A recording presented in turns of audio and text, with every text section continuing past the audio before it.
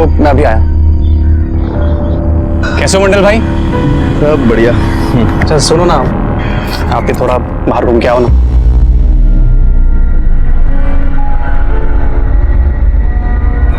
आराम से। ठीक है डॉली, चलें? आओ।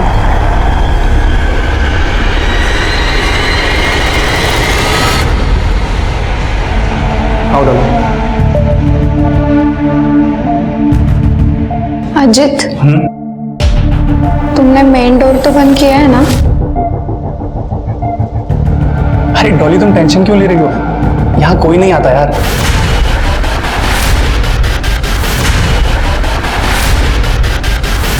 अजित यार, मुझे बहुत डर लग रहा है, कोई आना जाए। डॉली यार तुम डरो मत, हम पहली बार थोड़ी ना आ रहे हैं यार।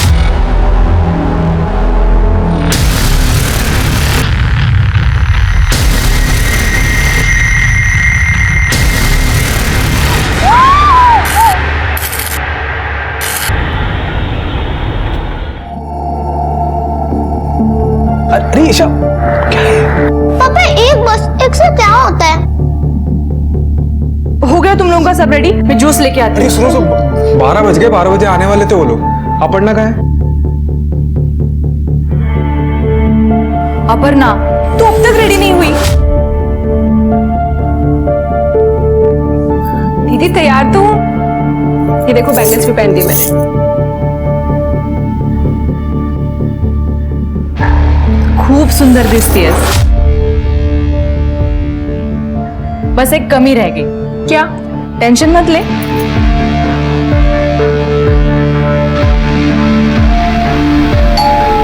अरे लगता है वो लोग आ गए। मैं जाती हूँ, तू जल्दी आ जा। ठीक है। लो अपर्णा आ गई।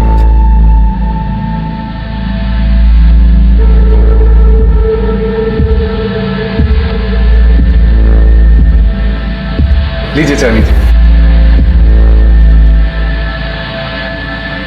हम तो इसी साल अपर्णा की शादी करने के बारे में सोच रहे हैं। मतलब आप लोगों को कोई प्रॉब्लम ना हो तो। अरे हमें क्या प्रॉब्लम हो सकती है? बस एक बार राजीव और अपन आपस में बात कर लें। नहीं, आप अपर्णा का टेंशन मत लीजिए, हमारे तरफ से सब ओके है। तो हमारी तरफ से भी सब ठीक है। तो मुंह मीठा कीजिए। बिल्कुल।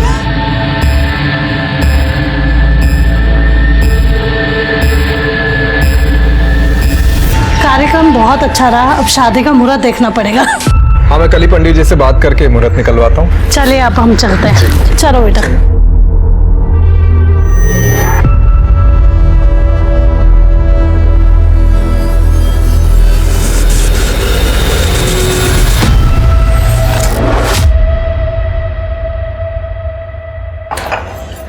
सब कुछ ठीक हो जाए तो दिसंबर जनवरी में इसकी शादी करवाते हैं। यार सब कुछ ठीक ही तो है, और क्या ठीक होना है? दीदी जीजू, मुझे वो लड़का बिल्कुल पसंद नहीं आया।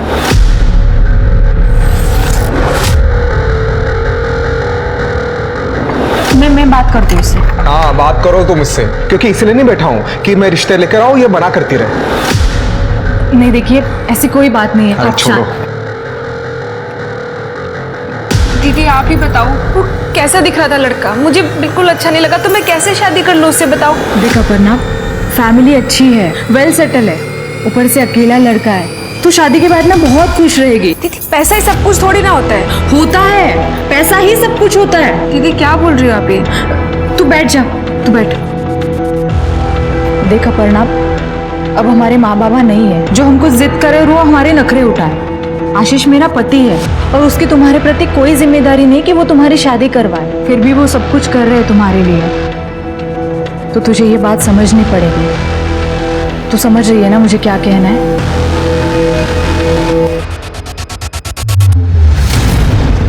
ये लोग अभी तक नहीं गए। 5 रुपए में इतना टाइम थोड़ी निकलो। अजीत, ये क्या कर दिया तूने? मंडल, मंडल, क्या तुम हो वहाँ? मंडल, मंडल, क्या हुआ यहाँ? डॉली कहाँ है? डॉली, या क्या तूने? डॉली, ये क्या किया तूने? मैंने नहीं किया मंडल भाई, ये तो किसने किया है?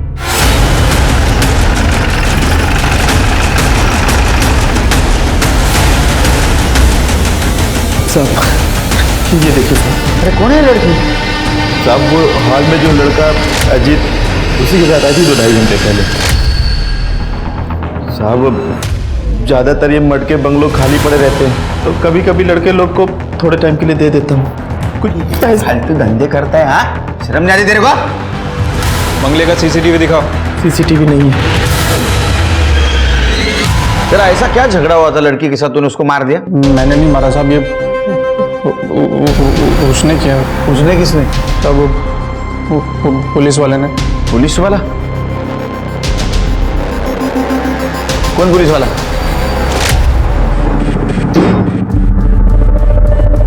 क्या हो रहा है ये? सर हम दोनों बॉयफ्रेंड गर्लफ्रेंड है सर। आपको कोई गलत नहीं नहीं नहीं सर, सर, आप आपको नहीं गलत अजीत फहमी तुम सर हम सच में गर्लफ्रेंड बॉयफ्रेंड है सर। उधर बैठ, चल पुलिस स्टेशन। सर वो पुलिस वाला मुझे यहाँ से लाया और इस कमरे में बंद कर दिया था साहब। उसके बाद उसने डॉली के साथ क्या किया मुझे कसम से कुछ नहीं पता था। और तो जब मंडल भाई आए, उन्होंने दरवाज़ा खोला तो साहब मैं भाग कर आया और वहाँ गया। उसको पहचान पाएगा तू? नहीं साहब, वो एक्चुअली उसने ना मास्क पहना हुआ था और लाल कलर का एक हेलमेट था उसके ऊपर, आंखें दिख रही थी, तो ऐसे में मैं कैसे पहचान सकता हूँ सर? नेम प्लेट तो देखा होगा। साहब एक्चुअली मैं ना सब कुछ बहुत जल्दी में हुआ तो उधर ध्यान नहीं गया मेरा, लेकिन सर उसकी ड्रेस में ना ऐसा 2 स्टार थे सर। एक कॉन्डोम का खाली पैकेट मिला है और कुछ नहीं मिला, और उस लड़की का फोन भी गायब है। नहीं सर, मेरा नहीं है सर। देखा, अभी सच सच बता दे, बाद में अगर सच बाहर आ गया तो सच में इतना मारूंगा परेशान हो जाएगा। नहीं सर, मेरा नहीं सर ये। एक बात बता, उसने डॉली को मार दिया लेकिन तेरे को हाथ तक नहीं लगा, क्यों? सर अब मुझे क्या पता उसने मुझे क्यों छोड़ दिया सर, कसम से सर मैं सच बोल रहा हूँ। फिर क्या, लड़की के घर वालों को बुला पहचान के लिए। लड़की के घर वालों का नंबर दो। जी सर। सर मुझे लगता है कि ये अजीत झूठ बोल रहा है, पुलिस की कहानी सुना के हमें गुमराह करने की कोशिश कर रहा है। मुझे भी ऐसा लगता है शरीफ, लेकिन हमें जांच तो करनी होगी। एक काम करो, आसपास के एरिया में पूछताछ करो, किसी ने लाल हेलमेट वाले पुलिस वाले को देखा है। ठीक है सर। लेकिन एकदम शांति से, बवाल नहीं होना चाहिए, तो अपने डिपार्टमेंट की बदनामी हो जाएगी। ठीक है सर। और ये अजीत और वो गार्ड, उनको पुलिस स्टेशन लेके चलो, कायदे से पूछताछ करते हैं।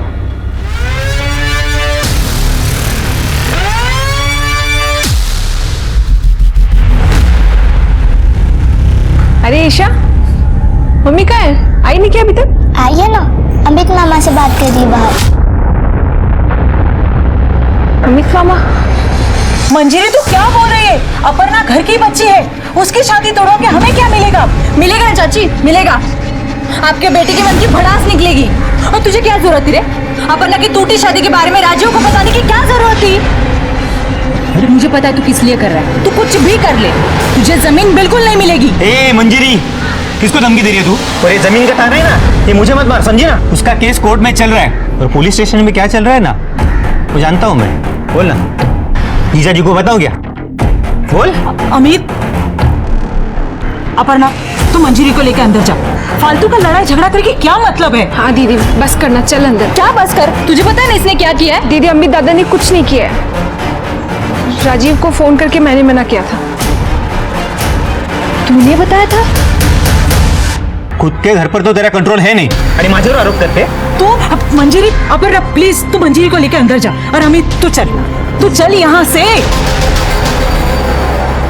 ये सब कुछ मजाक चल रहा है क्या? दीदी मजाक नहीं चल रहा है, पर समझौता जरूर चल रहा है। जीजू मेरी शादी में पैसे लगा रहे, तो किसी से भी शादी करवा देंगे। हाँ सुना क्या बोल रही है तुम्हारी बहन?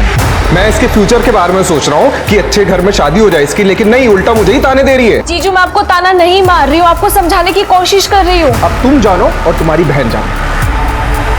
अरे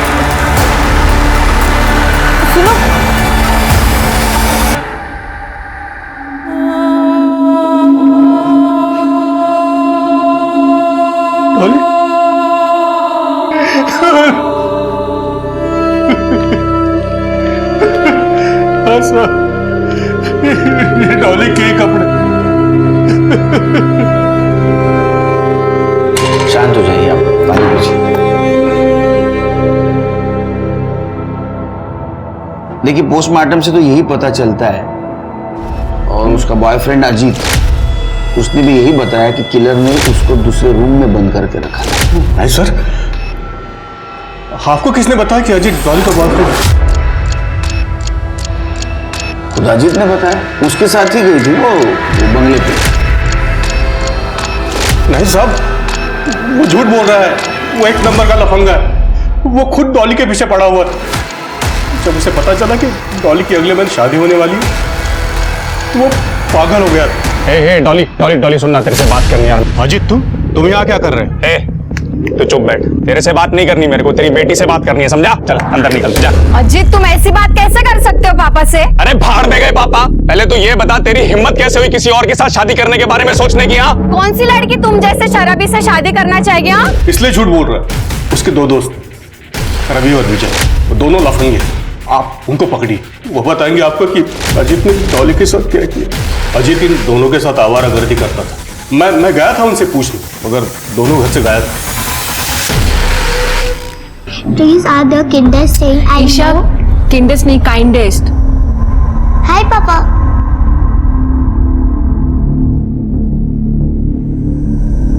पानी, आप अपर्णा की बात का बुरा मत मानिएगा, पर उसकी बात भी तो सही है ना। अब आप मुझे बताइए, लड़का अगर उसकी पसंद का नहीं होगा तो वो जिंदगी भर खुश कैसे रहेगी? सही है तुम दोनों बहनों का। एक तो अच्छा लड़का भी चाहिए और अच्छी शादी भी चाहिए। अच्छा बताओ, बिना पैसों के कहाँ से होगी ये सपनों वाली शादी? आप बस उसके लिए अच्छा सा लड़का देखिए, पैसों का कोई प्रॉब्लम नहीं होगा। क्यों? लॉटरी लग गई है? लगी नहीं है, पर लगने वाली है। पानी।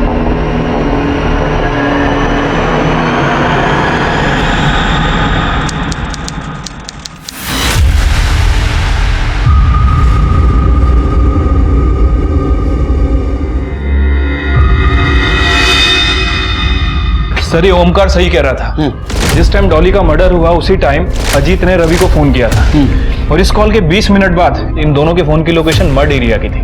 पकड़ा दोनों को? हाँ सर, भागने की कोशिश कर रहे थे लेकिन पकड़ लिया। गुड।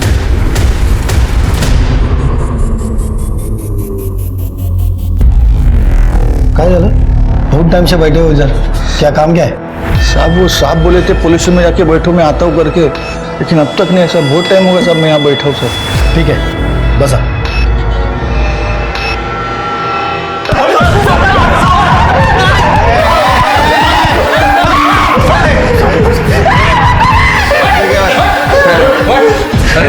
सीधा करना सर, बता दो। बता, तू ही बता। डॉली मुझे छोड़कर किसी और से शादी कर रही थी साहब, तो मैं कैसे देख सकता था चुपचाप? आप इसलिए दोनों दोस्तों को साथ लेकर उसका मर्डर कर दिया ना? नहीं सर, हमने किसी को नहीं मारा सर। सर, हम उसको मारना नहीं चाहते थे, हम तो डॉली को उसकी औकात दिखाना चाहते थे। जब से वो रोड पर झगड़ा हुआ था ना, डॉली मुझसे मिलने तक को तैयार नहीं थी सर। तो मैंने थोड़ा नाटक किया और फोन करके उसको सॉरी बोला, और फिर बहाने से उसे उस बंगले भर लेकर गया सर मैं। अजीत, क्या कर रहे हो तुम? डॉली प्लीज, लास्ट टाइम यार डॉली। अजीत, नहीं नहीं अजीत, ये सही नहीं है। समझा करो ना यार डॉली। अजीत, अब सब कुछ खत्म हो गया है। तो पुलिस की कहानी झूठ बताई ना? नहीं सर, वो सच था सर। क्या सच था? सर, हम सच बोल रहे हैं। क्या हम उससे कुछ कर पाते तो उससे पहले ही।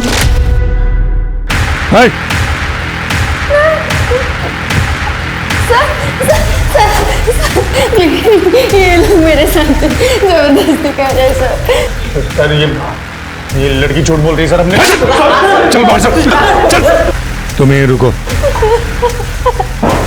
उसके बाद वो पुलिस वाले ने हम तीनों को एक रूम में बंद कर दिया था। फिर उसने डॉली के साथ क्या किया हमें कुछ नहीं पता सर। जब काफी देर तक कोई नहीं आया तो सर हम तीनों बाथरूम की विंडो से बाहर गए, और सर जब हम बाहर आए तो हमने देखा डॉली को ऐसे वायर से लपेटा हुआ है। उसी वक्त पुलिस को फोन क्यों किया तूने? क्या सर, हम खुद ही फंस जाते सर। हाँ, इसलिए मैं और रवि वहाँ से चुपचाप निकल लिए थे, और अजीत को कहा था कि अगर मंडल वापस आए तो दिखावा करना कि हम कभी आए नहीं थे यहाँ पे सर। वो पुलिस वाले ने डॉली को मारा है सर। वो लाल हेलमेट के सिवाय कुछ देखा था? और नेम प्लेट वगैरह देखी थी? सर, नाम तो क्लियर दिख नहीं रहा था साहब, लेकिन यूनिफॉर्म पे 2 स्टार थे ऐसे। और सर उसके पास एक काले रंग का बैग भी था।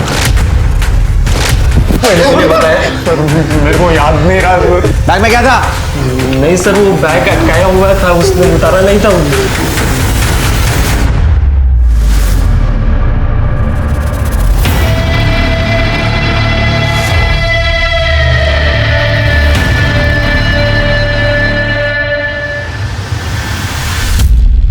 सर एक बात समझ नहीं आ रही है, अगर इन लड़कों को डॉली को मारना था तो सीधे सीधे भी मार सकते थे।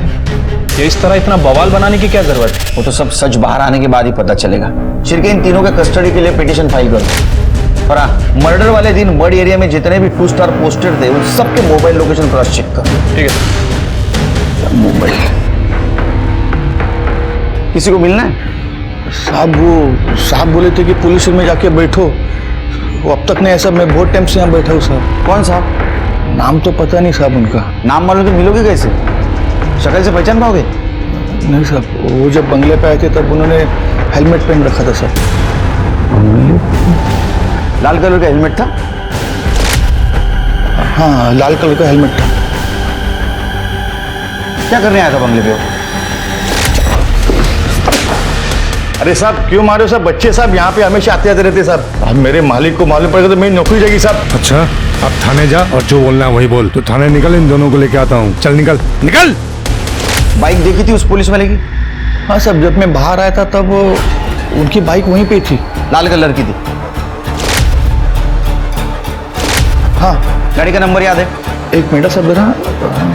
MH02 GD 998।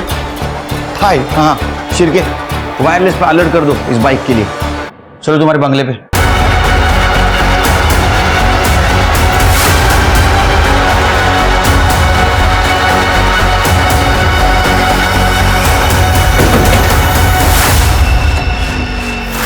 दरवाजा तो बंद है साहब। जब मैं पुलिस स्टेशन आया तो दरवाजा खुला था, लेकिन सब मेरे पास चाबी है।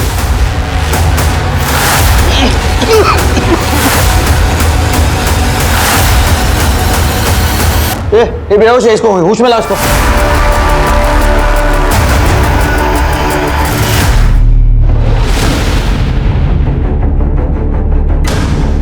शिरके, जो भी किलर हो वो इलेक्ट्रिकल सिस्टम के बारे में पूरी जानकारी रखो। नाकाबंदी में कुछ मिला? नहीं सर, जब तक हम नाकाबंदी लगाते हैं मुझे लग रहा है कि किलर ने एरिया क्रॉस कर दिया था। वैसे मैंने उस बाइक की नंबर प्लेट को आरटीओ के ऐप पे चेक किया था।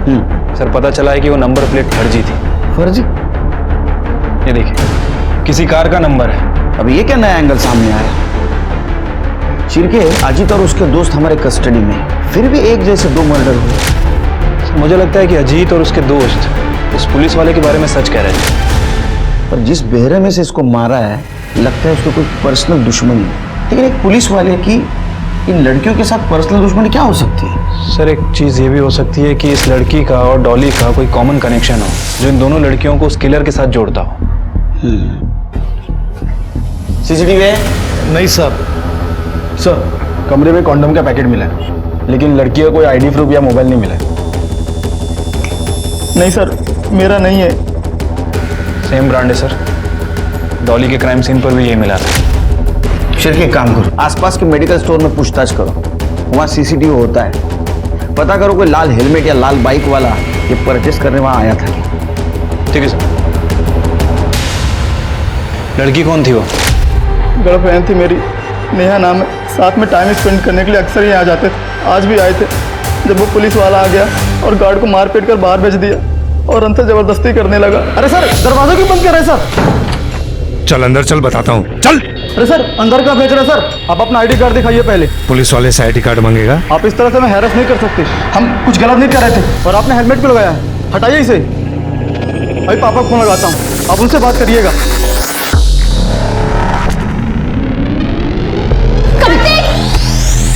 मैं बेहोश हो गया सर, और उस आदमी ने मेरी वजह से नेहा की जान गई सर। मुझे यहाँ नहीं आना चाहिए था। तुम दोनों यहाँ आ रहे हो ये बात और भी कोई जानता था? कोई नहीं सर। नेम प्लेट पे नाम देखा था उस पुलिस वाले का? देखने की कोशिश की थी सर, मगर अनक्लियर था। 2 स्टार थे उसके वर्दी पर। कुछ बैकपैक वगैरह भी था क्या? हाँ, ब्लैक कलर का। बैग में कोई सामान, कुछ नाम वगैरह देखा? नहीं देख पाया सर। नेहा की हत्या ने डॉली के मर्डर की जांच को एक नई दिशा दे दी थी।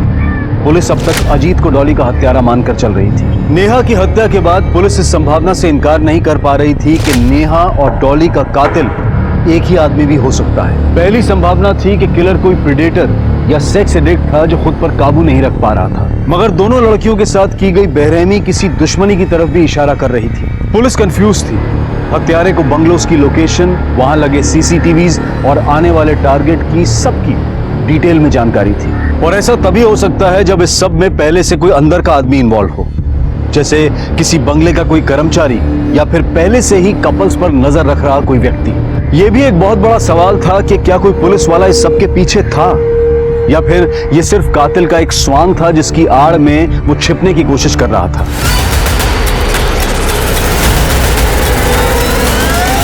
सर मेडिकल स्टोर के सीसीटीवी फुटेज में तो कुछ मिला नहीं है सर, और इन दोनों लड़कियों के सीडीआर में अभी तक कोई कॉमन लिंक भी नहीं मिला है। इनके फोन भी बंद है, लोकेशन ट्रेस कर पाना काफी मुश्किल हो रहा है सर। और सर ये रही उन पीएसआईज की लिस्ट जो मर्ड एरिया में पोस्टेड थे। कोई मिला? नहीं सर, इनको क्रॉस वेरीफाई किया है, या तो अपनी ड्यूटी कर रहे थे या फिर अपने घर पे थे। शिरके, अपनी इन्वेस्टिगेशन का दायरा बढ़ा। मर्ड के आसपास जितने भी पुलिस स्टेशन है वहाँ के पीएसआई से बात करो। ये नेहा, इसके फादर कब आने वाले मुंबई? सर कल तक आ जाएंगे।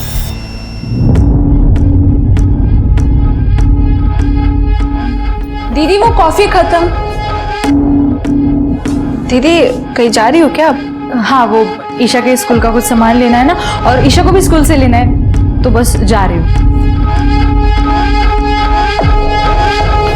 आती हूँ।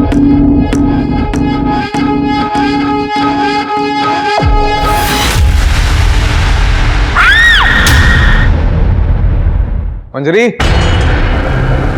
मंजरी, अरे मंजरी कहाँ है? जीजू दीदी तो ईशा को स्कूल लेने गई है। अरे 5 बज रहे हैं, 2 बजे स्कूल छूटता है। जीजू मुझे नहीं पता, मैं तो अपनी फ्रेंड से मिलने गई थी, अभी आई हूँ।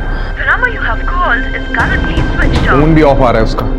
जीजू आप टेंशन मत लीजिए, कहीं आस पड़ोस में गई होगी वो। मैं देखता हूँ,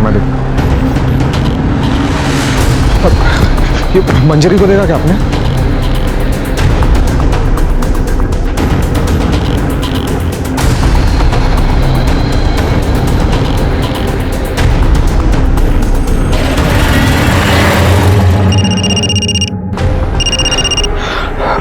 मंजरी आई क्या? नहीं जीजू, दीदी घर पर नहीं आई है। मैंने ईशा के स्कूल में भी फोन किया था, वो वहाँ से ईशा को लेकर निकल गई है पर घर नहीं पहुँची। मैंने भी मोहल्ले में चेक किया, नहीं मिली। जीजू दीदी कहाँ गई होगी? आपकी बेटी नेहा और आपकी बेटी डॉली एक दूसरे को जानते थे? नहीं सर। देखिए श्रीकांत जी और ओमकार जी, तो हमें लगता है कि ये काम करने वाला एक ही इंसान होगा, लेकिन वो अजीत नहीं है, क्योंकि अजीत जेल में बंद है। आपका कोई पहचान वाला है जो इलेक्ट्रिसिटी की अच्छी जानकारी रखता हो और नेहा और डॉली को नुकसान पहुंचाना चाहता हो? नहीं सर। आप दोनों में से किसी का पुलिस वाले के साथ झगड़ा हुआ था? नहीं सर, हम शरीफ लोग हैं, पुलिस वालों के साथ झगड़ा क्यों करेंगे?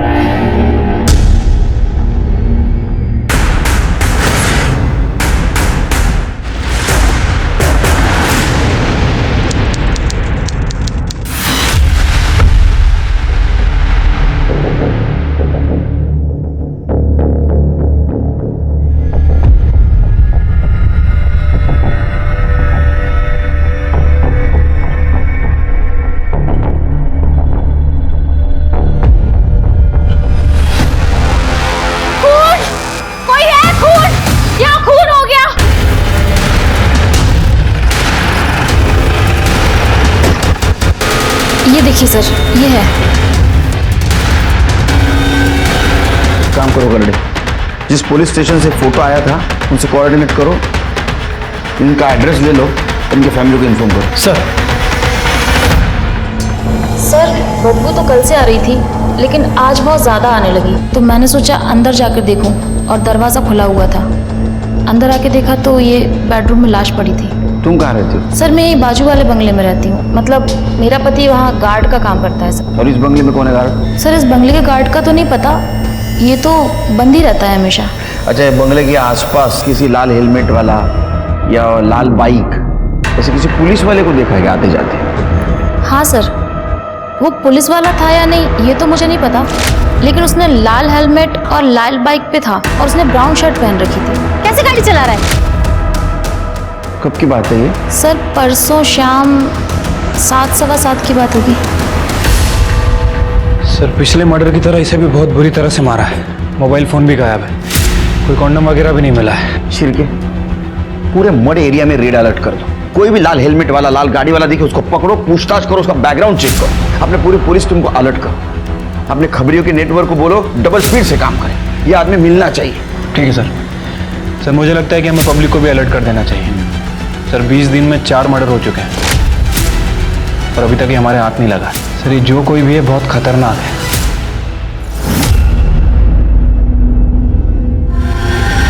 तकरीबन 40 से 50 घंटे पहले दोनों की मौत हुई। सर आप ये कैसी बात कर रहे हैं सर? सर मंजरी का किसी के साथ कोई अफेयर नहीं था सर। ऐसा तुम्हें लगता है क्योंकि तुम उस बारे में अनजान थे, लेकिन पोस्टमार्टम के हिसाब से हम यकीन के साथ कह सकते हैं कि उस बंगले में मंजरी उसके लवर के साथ ही थी। या तो उसके लवर ने उसको मारा होगा या तो जिसने मारा उसको ये लवर जानता होगा, इसलिए खुद की जान बचाने के लिए मंजरी को छोड़ के भाग गया। सर मुझे कुछ समझ नहीं आ रहा है। नहीं सर, मुझे भी इस बारे में कुछ नहीं पता। ठीक है, तुम दोनों को उसके लवर के बारे में कुछ पता नहीं। क्या मंजरी का किसी के साथ झगड़ा था या कोई मंजरी को नुकसान पहुंचाना चाहता था? हाँ सर मंजरी के चाचा का लड़का अमित, सर अमित की उससे जमती नहीं थी और कुछ दिन पहले उन दोनों का झगड़ा भी हुआ था। सर झगड़ा क्यों हुआ था? सर एक पुश्तैनी प्रॉपर्टी मेरी और दीदी के नाम से थी और अमित दादा बार बार उसे अपनी बताते थे और बार बार उस पर कब्जा करने की कोशिश करते थे। दीदी उस पर अपना कब्जा बनाए रखने के लिए पुलिस और कोर्ट दोनों से लड़ रही थी, पर अमित दादा मान ही नहीं रहे थे। पुलिस के साथ कैसा झगड़ा चल? सर वो अमित दादा पुलिस वालों को मुंह बंद रखने के लिए पैसा खिला देते थे, इसलिए पुलिस वाले हमारी सुनते ही नहीं थे। सर एक दिन मैं और दीदी पुलिस वाले से बात करने के लिए गए थे और पुलिस वाले ने हमारी बात ही नहीं सुनी और उसने दीदी से बदतमीजी की और दीदी ने उस पर थप्पड़ मार दिया। लेकिन ये बात तो तुम दोनों ने मुझे बताई नहीं। क्योंकि दीदी ने मुझे आपसे बताने के लिए मना किया था। आप दीदी को दादा से समझौता करने के लिए कहते थे और अगर दीदी आपसे ये बात बताती तो आप उनकी बात ही नहीं सुनते।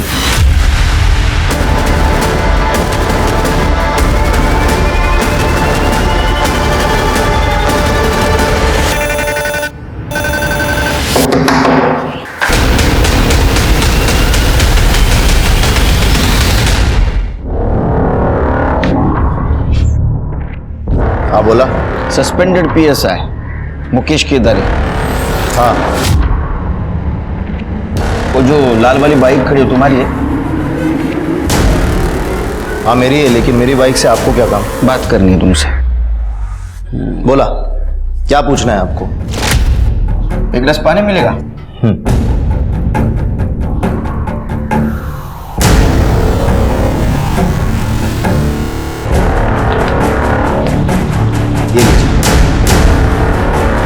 ये न्यूज़ के बारे में पता है कि नहीं? मुझे कैसे पता होगा सर, मैं पहले से सस्पेंड चल रहा हूँ। आपको क्या चाहिए ये सीधे सीधे बताइए। जब से आए तब से घुमा फिरा के सवाल पूछ रहे हैं आप मुझसे। ये देखो, आप इसका फोटो मुझे क्यों दिखा रहे हैं? वो इसलिए दिखा रहे हैं कि एक लाल बाइक वाले ने, जिसका हेलमेट भी लाल है, उसने इसका रेप करके इसका मर्डर किया और वो पुलिस वाला है। अच्छा, तो आपको ऐसा लगता है कि ये मर्डर मैंने किया है क्योंकि मेरे पास लाल कलर की बाइक है, हेलमेट भी है? ऐसा है साहब। ये बकवास ना आप कहीं और जाकर करिए। मुझे लगा था कि आप मुझसे बात करने हैं किसी और सिलसिले में, ना आप तो मुझे जेल भिजवाने के चक्कर में। सही सोचा। तुम्हारी फाइल देखी है मैंने सस्पेंशन की। मंजरी ने सस्पेंड करवाया था ना तुमको? क्यों? आप क्यों नहीं रुकवा सकते काम? अमित ने आपको पैसे दिए ना काम ना रोकने के लिए। उसने पैसे दिए और कहा काम मत रोको, इसीलिए नहीं रोक रहा। अगर आप कुछ देंगे और कहेंगे काम रोक दो तो रोक दूंगा। क्या मतलब है आपका? मेरा घर नजदीकी है, बीवी मायके गई है, कुछ टाइम हम दोनों साथ में रहेंगे। अब तुम घर पे चले जाना, अब फिर सीधा प्रॉपर्टी पे जाके मैटर सुलझा दो। मैं मीडिया में जाऊंगी और सबको बताऊंगी कि इस पुलिस थाने में ऐसे इंसान को काम पर रखा है जो काम के लिए औरतों को खुद के साथ सोने के लिए कहता है। सबके सामने इज्जत निकाली थी तुम्हारी। तुम्हारे पास तो बहुत स्ट्रांग मोटिव है उसके मर्डर का, और बाकी दो लड़कियां, उनको क्यों मारा? और हाँ, वो मंजरी के लड़के को क्यों मारा?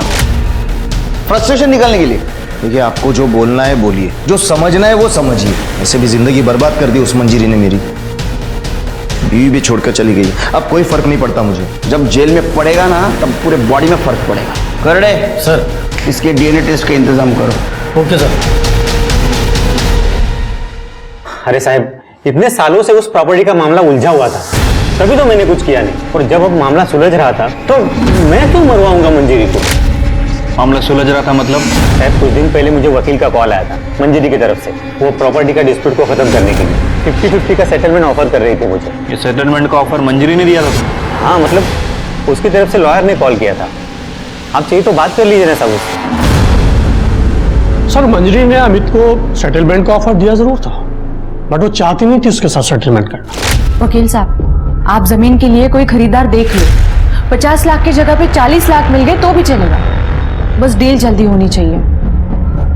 और वो अमित को तो मैंने पहले ही समझौते का चूरन दे दिया है, और वैसे भी ना वो 50% के चक्कर में इस सब में ज्यादा ध्यान नहीं देगा। तब तक हम कोई खरीदार देख के जमीन बेच देंगे। एक बार जमीन बिक गई ना तो उसके बाद अमित जाने और वो खरीदार जाने। आप बस ये बात किसी को मत बताइएगा, आशीष और अपर्णा को भी नहीं। सारी बातें चुपचाप होंगी तभी तो काम होगा ना। सर, हम लोग इस पर डिस्कस कर ही रहे थे कि मंजली के मर्डर की खबर आई और ये बात बीच में रही। वकील साहब, क्या ऐसा हो सकता है इस झूठी सेटलमेंट के बारे में अमित को पता चला होगा? सर, मेरी साइड से तो पता नहीं चला, कहीं और से पता चला हो तो आई डोंट नो। ठीक है वकील साहब, आप जा सकते हो। शिरके, ये मंजीरी ने अपने प्रॉपर्टी डील के बारे में किसी से बात नहीं की थी, यहां तक कि अपनी बहन अपर्णा और आशीष से भी। ये जरूर कुछ खिचड़ी पका रही थी। शायद मंजरी अपने लवर के साथ नई जिंदगी बसाने की प्लानिंग कर रही है और इसके लिए उसे पैसों की जरूरत है। उसके कॉल डिटेल्स में कुछ मिला? नहीं सर, उसके कॉल रिकॉर्ड के हिसाब से कोई लव अफेयर का एंगल सामने नहीं आया। शिरके, एक काम करो, ये तीनों मर्डर जिस दिन हुए उस दिन का पीएसआई मुकेश केदारे और मंजरी के चाचा का लड़का अमित, उनका मोबाइल लोकेशन निकलवा। अगर ये तीनों मर्डर सीरियल किलर ने किए तो उसका पकड़ा जाना बहुत जरूरी है, क्योंकि पता नहीं वो अगला हमला किस पे और कब करेगा। मंजरी इस पॉसिबल सीरियल किलर की तीसरी विक्टिम थी।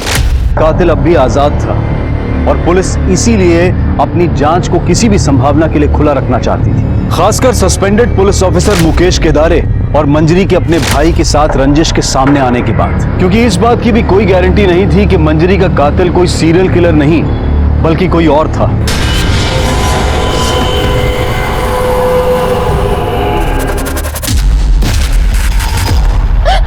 क्या कर रहे हो? प्लीज मुझे जाने दो। प्लीज मुझे जाने दो।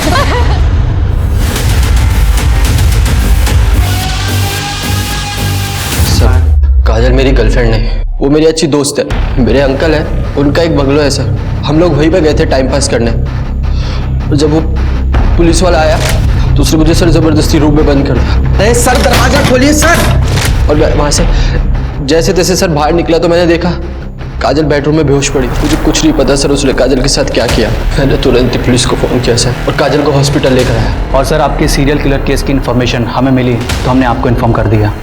सर, मैं भी मंड में पुलिस की सख्ती की वजह से उसने अपने शिकार की जगह बदल ली। उसने जगह जरूर बदली, लेकिन शिकार कभी भी कर सकता है।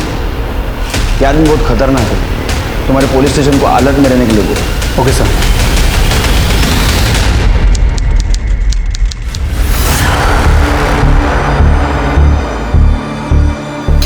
देखो, मैं इस नौटंकी में शामिल नहीं होऊंगा। मुकेश, तुम्हारी मर्जी किसी ने पूछी नहीं है, ऊपर से ऑर्डर है, फॉलो करना पड़ेगा।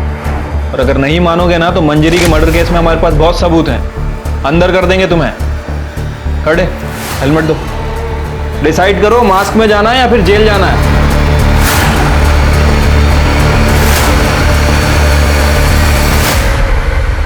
देखो काजल, बिल्कुल डरना नहीं, इनमें से कौन था पहचानना।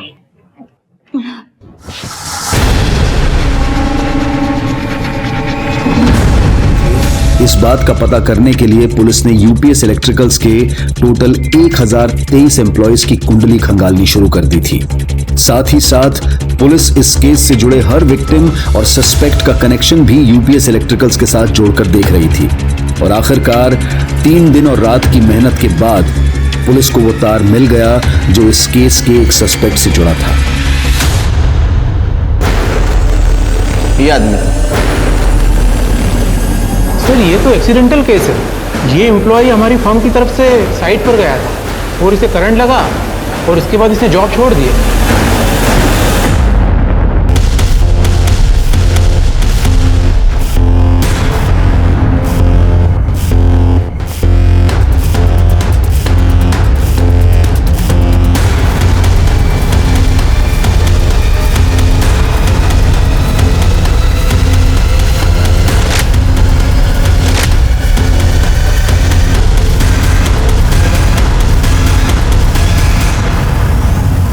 चल बोल, तेरे दिमाग में ऐसी क्या सनक थी कि तूने उसका मर्डर किया? सनक नहीं थी सर, सब मंजरी से छुटकारा पाना था। प्रॉपर्टी के लिए ना? प्यार के लिए सर। अरे भगवान, तू अपने बहन के पति से, अपने जीजा से प्यार करती है? सर, माँ पापा के गुजरने के बाद जरूरत नहीं थी कि आशीष ही मेरा ख्याल रखता, मेरा खर्चा उठाता, पर इसने मेरा ख्याल रखा और बहुत अच्छे से रखा, इसलिए मैं खुद को रोक नहीं पाई। अरे तू इससे प्यार करता था तो मंजरी से डिवोर्स ले लेने का, बाद में शादी करने की, मंजरी का मर्डर करने की क्या जरूरत थी? सर, हम दोनों शादी तो कर लेते, पर आधी जमीन दीदी के नाम हो जाती और तलाक के बाद ऊपर से आशीष को दीदी को पैसे देने पड़ते, वो अलग से। चल मंजरी का समझ गया, उससे बदला लेने का था, लेकिन वो दो लड़कियां, उनको क्यों मारा? उनकी तो कोई दुश्मनी नहीं थी ना, ऐसे मार दिया? वो दोनों अक्सर मुझे मड में दिखती थी, अच्छी लगती थी, मैं उन दोनों के साथ सोना चाहता था, तो मैंने सोचा कि आप लोगों को लगे कि उसकी भी सीरियल किलिंग होती। और वो बंगले मड के, उनमें सीसीटीवी नहीं, तेरे को कैसे पता? सर, यूपीएस इलेक्ट्रिकल्स में काम करते करते मड के सारे बंगलों की जानकारी है बस। तो वो मंजरी को बंगले में कैसे बुलाया? झूठ बोल के। अरे पर वहां क्यों आना है? बात तो हम लोग घर पे भी कर सकते हैं ना। अरे सरप्राइज है, और हाँ, ईशा को भी ले आना, उसके लिए भी एक सरप्राइज है। बातें तो कुछ की नहीं और बोल रहे थे बात करनी है। हम बेडरूम से बाहर ही नहीं निकले। अब चलो घर चलते हैं। ईशा कब से बाहर बैठी और अपर्णा वेट कर रही हो। ईशा तो तेरा अपना खून था ना? हाँ, इतनी छोटी बच्ची को मार दिया? सर, मैं और आशीष अपनी जिंदगी नई सिरे से शुरू करना चाहते थे, और अगर ईशा जिंदा रहती तो हम अपनी पुरानी जिंदगी को नहीं भुला पाते। एक नंबर की हलकट हो तुम, फालतू मानसा तुम्हें, फालतू। अरे पुलिस होने का नाटक क्यों किया? हमको क्यों बदनाम किया?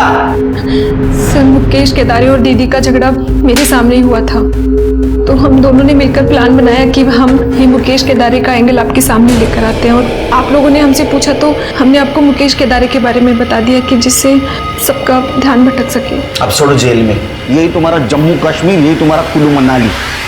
आशीष और अपर्णा का रिश्ता नाजायज था, लेकिन अगर वो चाहते तो वो तलाक लेकर एक दूसरे के साथ जिंदगी बिता सकते थे, अपने रिश्ते को कानूनी मान्यता दिला सकते थे। एक दूसरे के साथ रहने के लिए दोनों ने इतनी बड़ी साजिश रची कि 4 जिंदगियां खत्म हो गई और न जाने कितनी जिंदगियां बर्बाद। देखते हैं हमारे आज के एपिसोड की दूसरी कहानी। ये देखिए सर, देसी कट्टे से इतनी गोलियों को चलाना, कातिल के पास जरूर 2 से 3 कट्टे होंगे। आसपास कोई सीसीटीवी, कोई आई विटनेस? नहीं सर, हमने सब जगह चेक किया सर, आसपास कोई भी सीसीटीवी कैमरा नहीं है सर। एक्चुअली सर, गोलियों की आवाज सुनकर इन लोगों ने मुझे कॉल किया, तब हमें इन्फॉर्मेशन मिली। कोई आईडी मिली? हाँ सर, इसका नाम चिंतन धवन है सर, और आईडी पे जो रेजिडेंशियल एड्रेस है सर वो होशंगाबाद रोड का है सर। होशंगाबाद रोड, वहां पर तो ज्यादातर स्टूडेंट रहते हैं। हाँ सर। फिर तो इसके इंस्टीट्यूट में जहां ये रहता है वहां से हमें पूरी इंफॉर्मेशन मिल सकती है। सर, आपको क्या लगता है, ये कोई हेट क्राइम है या फिर किसी नौसिखी का काम है? देखो, किसी नौसिखी के पास एक कट्टे का होना तो समझ में आता है, लेकिन 2 से 3 कट्टों का होना ये कोई आसान काम नहीं है। मतलब सर?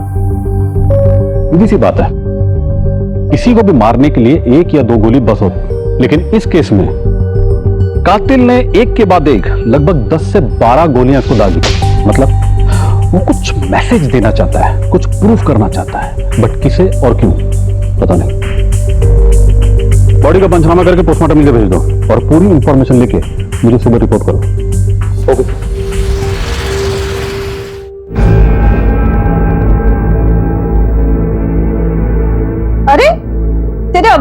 है क्या? जी अम्मी। तूने सुलेमान को देखा है कहीं? गया होगा वो अपने काम पर। कौन सा काम? हाँ, उसकी तो नौकरी चली गई है, वो भी 15 दिन पहले। घर पे तो बताना दूर, रोज ऐसे नाटक करता है जैसे काम पे जा रहा हो। अरे अम्मी आप फिक्र मत करो, और सुलेमान कोई छोटा बच्चा थोड़ी ना है। देख आ गया वो, अब तू ही बात कर ले, मुझसे तो सीधे मुंह बात नहीं करता हो। अच्छा हुआ तू आ गया, मेरी गठरी बंधाने में मदद करना। तेरी नौकरी चली गई है क्या? देख भाई तू फिक्र मत कर, सब कुछ ठीक हो जाएगा, लेकिन तू जल्दबाजी में ना कोई उल्टा सीधा काम। बाजी तू लेक्चर मत जा, मैं कोई बच्चा नहीं, जा मेरे लिए पानी ले आ।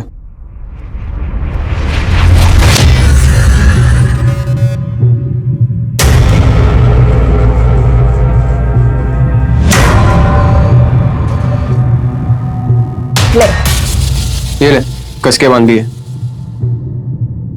भाई सुनना, ये गठरी कनाड़िया तक छोड़ देना। हाँ यही काम रह गया था बस, मैं नहीं जा रहा, तू निकल। बढ़िया ही कन्या तक पहुंचा दे।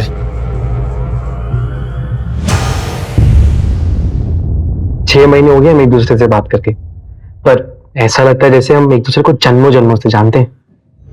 हाँ लव, मुझे भी ऐसा ही लगता है। चल झूठी। संजीव मैं झूठ नहीं बोल रही। अब तो तुम पक्का झूठ बोल रही हो, तभी तो हर बार कोई ना कोई बहाना मार के हमारा मिलना टाल देती हो। इतने उतावले क्यों हो रहे हो? हाँ, अब क्या करोगे मिलने के बाद? अपने दिल की बात कहने वाला हूँ तुमसे, एकदम फिल्मी स्टाइल। एक हाथ में रिंग और एक हाथ में फ्लावर्स लेते हुए अपनी नीज पे जाऊंगा और तुमसे पूछूंगा, baby will you marry me? अच्छा अब बताओ कब मिले? बहुत जल्द। Okay bye. अरे सही था तुम, धूप में चलोगी तो कुमला जाओगे। चलो आप बैठो गाड़ी में, मैं तुम्हें छोड़ देता हूँ। अरे नहीं नहीं संगे साहब शुक्रिया, लेकिन मैं चली जाऊंगी। बस कीजिए, मैंने कहा ना मैं चली जाऊंगी। तुम मेरा इंसल्ट कर रही हो? अल्लाह का शुक्र करे कि अभी तक मैंने आपकी इंसल्ट करी नहीं है, वरना ऐसी इंसल्ट करती कि आप अपना चेहरा शीशे में भी देखने में शर्माते। चलिए जाइए, मुझे बहुत काम है।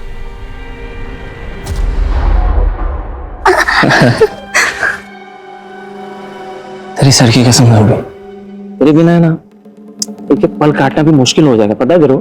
तू गाँव क्यों जा रहा है? यही रुक जाना। अरे तो खाऊंगा क्या, वैसे भी यहाँ पे सब काम धंधा बंद पड़ गया है। गाँव जाऊंगा, खेती करूंगा। अरे अपन राजा है वहाँ के, पता है तुझे? और मस्त वहां से आते टाइम ना एक तेरे लिए मस्त मोबाइल लेके आऊंगा और वापस तेरे पास। तो तुम मुझसे क्या चाहिए तुझे? ज्यादा कुछ नहीं, बस तेरे से दूर रहने का जो दर्द होगा ना उसकी दवा। मतलब एक छोटा सा वीडियो बनाना है रे, जब भी तेरी याद आएगी ना ये देख लूंगा। वीडियो मतलब चंदू हाँ भाई, अपन रेडी है भाई।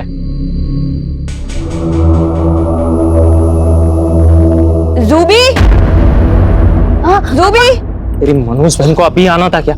जाओ जाओ। हाँ पा, तू यहाँ क्या कर रही है? उधर अम्मी ने तेरी खोज में पूरा घर सर पर उठा लिया। तू और अम्मी ना दोनों एक जैसे हैं, छोटी छोटी बातों पर फालतू के नाटक करते हैं। अरे पानी भरने आई थी, मेरे बेटे की दावत है ना उसके लिए। कोई था क्या यहाँ पर? कोई दिख रहा है क्या? आई बड़ी जासूस सईदा। चलो।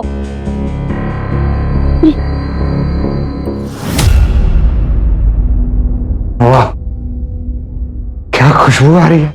सईदा बेटा, जी अब्बू। बहुत ही उम्दा इंतजाम किया बेटा तूने, खुश रहो। शुक्रिया।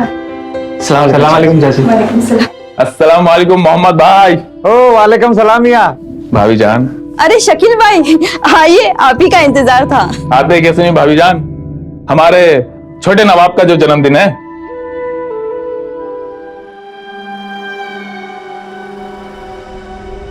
तू यहाँ क्या कर रहा है? चल बाहर आ। बाजी मैं जा रहा हूँ और मुझे ढूंढते हुए कोई भी है तो कहना कि मैं यहाँ नहीं था। तू मेरे सर पे हाथ रख के कसम खा कि तूने कोई भी गलत काम नहीं किया है। बाजी ये सब नाटक बंद कर और प्लीज अपना मुंह बंद रखना, तुझे कसम है मेरे भांजे की। कहाँ है मेरा शहजाद, मेरा बेटा? तुम यहाँ क्या कर रहे हो? किसे बुलाया तुम्हें यहाँ? मैं अपने बेटे का जन्मदिन मनाने आया हूँ। आखिर बाप हूं मैं उसका, मेरा हक है। तू होता कौन है मेरे और मेरे बेटे के बीच बोलने वाला? चल हट। चल सईदा, समझाना अपने बाप को, तेरा शौहर आया है। आप चले जाइए यहाँ से। आपका मुझसे और मेरे बच्चे से कोई वास्ता नहीं है। पर कम से कम मेहमानों के सामने तो तमाशा ना करें। मेहमान, मैं चला जाऊं? और जो तेरे बाप ने मेहमान के नाम पे ये लौंडे इकट्ठा करके रखे हैं, तू उनके साथ अय्याशी करेगी? चुप है? बड़ी मिर्ची लग गई तुझे? अपनी बहन की दलाली करते वक्त शर्म नहीं आई तुझे? है? ये सारे नए नए ग्राहक तूने इकट्ठा किया ना?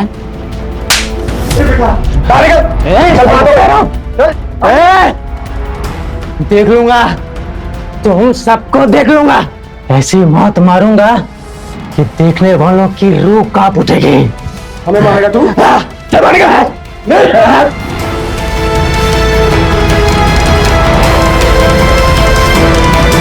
माफ करना, इसका तो हमेशा का नाटक है ये। इसको सबक मिल चुका है। आइए, हम अपना जश्न क्यों खराब करें?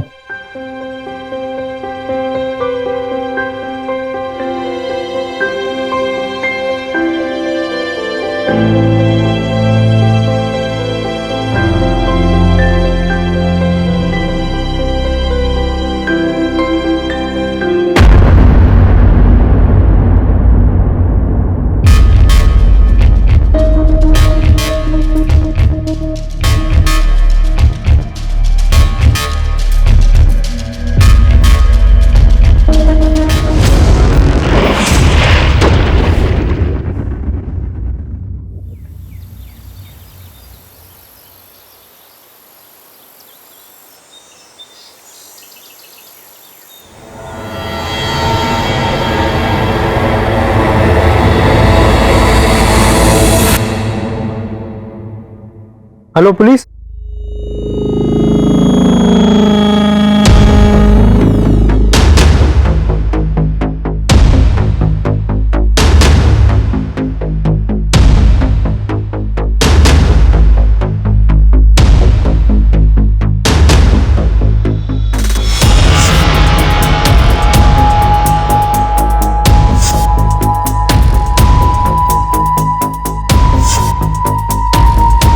लोगों को पहचानते हो? हाँ सर, ये मोहम्मद भाई है, ये उनकी बीवी सलमा है, ये उनकी छोटी बेटी जूबी है, और उनका बेटा सुलेमान है। कहाँ रहते थे ये लोग? सर ये प्रवासी मजदूर थे, ये पास की बस्ती में रहते थे। लॉकडाउन की वजह से इस फैक्ट्री में रहने लगे थे आके, अपनी बस से छोड़ के। एक काम करो, जरा पता करो सर।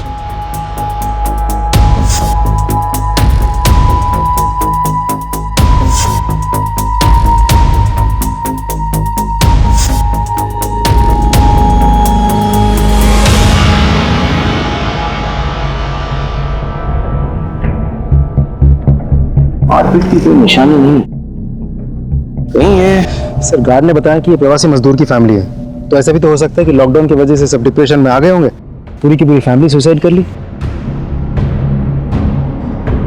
पूरा घर अच्छे से चेक किया सर, लेकिन घर में कोई नहीं मिला। वॉचमैन, तुम तो कह रहे थे कि मोहम्मद की एक और बेटी है सईदा, और उसका कोई बच्चा भी है। बिल्कुल है सर। तो कहाँ है वो? तो पता नहीं सर। एक बात और सर, पूरे घर में खाना बिखरा पड़ा है। ऐसा देख करके लग रहा है कि कल रात कोई दावत हुई थी। एक काम करो, फूड सैंपल्स फॉरेंसिक लैब भेजो और बॉडीज का पंचनामा करा के उसे पोस्टमार्टम के लिए भेजो सर। और उस फैक्ट्री मालिक से कांटेक्ट किया? हाँ सर, कांटेक्ट हो गया, वो आ रहा है। ये आपकी फैक्ट्री है? जी, वरदान गोनियों का काम है मेरा। मोहम्मद और उसके परिवार को कैसे जानते हैं? सर बहुत अच्छे लोग थे। मोहम्मद तो पिछले 20 सालों से मेरे पास काम कर रहा था, मेरे पिताजी के ज़माने से। ये बेचारे तो प्रवासी मजदूर थे, वहाँ बस्ती में मकान मालिक किराया माफ़ नहीं कर रहा था, ऊपर से फैक्ट्री भी बंद पड़ गया। बहुत तकलीफ में थे बेचारे। मैं भी कितना करता, मेरा भी धंधा ठप पड़ गया था, इसीलिए मैंने इनके परिवार को यहाँ फैक्ट्री में रहने के लिए बुला लिया। सोचा जब सब कुछ ठीक हो जाएगा तब देखा जाएगा। इनकी हालत इतनी ख़राब हो गई थी कि ये आत्महत्या करने पर मजबूर हो गए थे। आपने इनकी मदद नहीं की? सर मैंने बहुत किया, जितना कर सकता था मैंने किया, लेकिन ये लोग आत्महत्या करने पे मजबूर हो जाएंगे ये कभी नहीं सोचा। इधर और कौन कौन रहता था? अभी फिलहाल चंदू और सुरेश ही रहता है। सुना है वो भी गाँव जाने वाला है। और हाँ, मेरा इलेक्ट्रिशियन शकील भी यहीं रहता है। चंदू, सुरेश और शकील।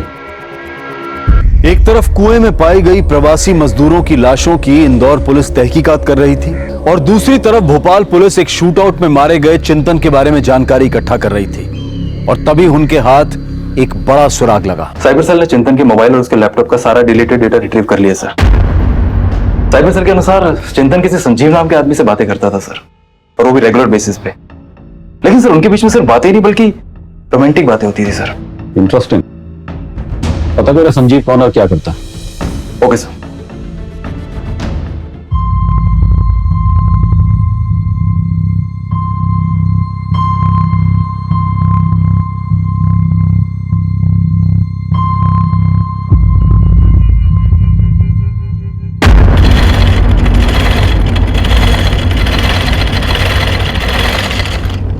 अब्बू,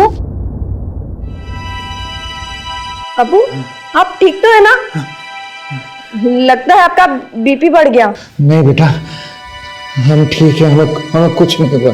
मुझे पता है अब्बू, आप हम सभी को लेकर फिक्रमंद रहते हैं और फिर आपकी तबीयत बिगड़ जाती है। देखो बढ़ गया ना बीपी, मैं अभी दवाई देती हूँ। हे बेटा, तू देखना, हम 20 सालों से यहाँ पर रहकर मेहनत मजदूरी कर रहे हैं। अब ये लॉकडाउन लग गया तो सारे प्रवासी मजदूर अपने वतन लौट रहे हैं। हम तो अपने गांव जा भी नहीं सकते, वहां जाकर करेंगे भी क्या बेटा? अब्बू आप फिक्र नहीं करो, मैं हूं ना, मैं और ज्यादा मेहनत करूंगी, सिलाई और कढ़ाई के और ज्यादा काम लूंगी। हमने इतने बुरे बुरे दिन साथ देखे अब्बू, तो ये लॉकडाउन हमारा क्या बिगाड़ेगा? देखना हम इसे भी पार कर जाएंगे। लोग कहते हैं कि तलाकशुदा बेटी माँ बाप पर बोझ होती है, लानत है उन पर। बेटा तू तो मेरा सहारा है भाई। सर मोहम्मद और उसकी फैमिली की पोस्टमार्टम रिपोर्ट और घर पे पाए हुए खाने की फॉरेंसिक रिपोर्ट आ गई है। सर खाने में बहुत ज्यादा मात्रा में नीम की गोलियां मिलाई गई और मोहम्मद का गला भी घोटा गया और सलमा को किसी चीज से दम घोट के मारा गया है। मतलब ये सामूहिक आत्महत्या के बदले सामूहिक हत्या का केस बनता जा रहा है। सर पोस्टमार्टम रिपोर्ट के मुताबिक इनकी बॉडी पे खरोंच है। इसका मतलब यह है कि उन्हें बेहोश करने के लिए पहले नीम की गोलियां खिलाई गई, फिर उन्हें कुएं तक खींच के लेके आया गया और फिर कुएं में धक्के देके गिराया गया। और सर चारों के बॉडी में बहुत ज्यादा मात्रा में नीम की गोलियां पाई गई। एक फैमिली से 4 बॉडी बरामद होती है। उस फैमिली की बड़ी बेटी अपने बच्चे के साथ गायब है। ये सब तुम्हें डाउटफुल नहीं लगता? सर ऐसा भी तो हो सकता है कि उसकी जान को खतरा हो। सर ये भी तो हो सकता है घर की बड़ी बेटी ने इन चारों की हत्या की हो, फिर अपने बच्चे के साथ भाग गई हो। Let's not jump to conclusions. पूछताछ करते रहो, रिश्ते नाते यार दोस्त सबसे बात करो। We have to find her. और जो 2 लड़के जो पड़ोसी गायब हुए थे, क्या नाम है? Suresh and Chandu sir. एक काम करो, उनके फोटो निकालो फैक्ट्री के मालिक से, ठीक है? और सईदा का फोन ट्रैकिंग पे डालो। शहर के तमाम मेडिकल स्टोर्स में पता करो पिछले कुछ दिनों में वहां से नीम की गोलियां किन्होंने खरीदी, और सीसीटीवी फुटेज भी चेक करो। हमें ये पता लगाना है कि ये मर्डर्स जो है वो किसकी वजह से हुई है, कौन है ये कारण, मतलब मोहम्मद, सलमा, सुलेमान या फिर जुबी। ए बेटा मेरी बात तो सुन। कल्लू क्या है? ले बेटा सुन, आवारागर्दी छोड़ और मेरे साथ फैक्ट्री में चल, हाथ बटा मेरा। 4 पैसा घर में आएगा और ये उठपटांग लोगों से दूर रहेगा। मैं आपकी तरह जिंदगी भर मजदूरी करके फटियाल में नहीं रहूंगा। कोई ऐसा काम धंधा करूंगा जिससे माल भी आवे और अपना ताऊ भी जमे रहे। आप बस खाली गोनियां उठा दे रहो, मैं गोनियां भर भर के पैसे कमाऊंगा, समझे? कल्लू बेटा बात सुन ना। भाई अब्बू ने जीना हराम कर रखा है, अब सच बताओ तो पैसे कमाने ही पड़ेंगे। जितना ज्यादा तू बेचेगा ना उतना ज्यादा कमाएगा।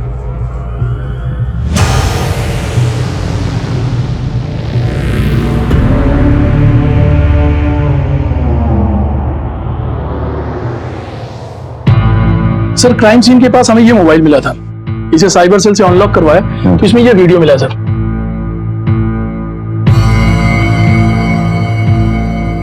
ये तो रूबी है। उसके साथ कौन है? इसका नाम सुरेश है सर। सुरेश? मेरा मोबाइल सुरेश का है? नो सर, सुरेश के दोस्त चंदू का है। ये देख, तेरे लिए क्या लाया? हाँ, ये वही था वो कल तू निहार रही थी ना मॉल के बाहर खड़े होकर। मुझे पता था ये ड्रेस तुझे पसंद है ना। देख, तू मेरा कितना ख्याल रखता है। तू रुक, मैंने इसको अभी पहन के आई, ठीक है? हाँ जा।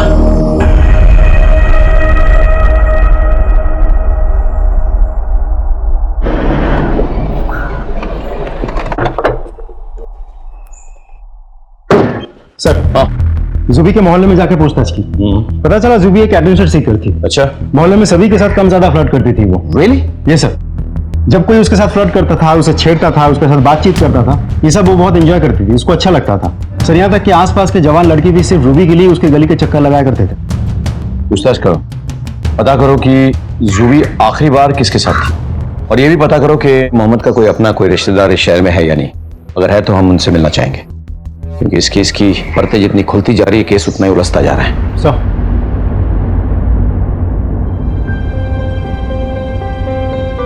हमारे हाथों में जायका कमाल का है।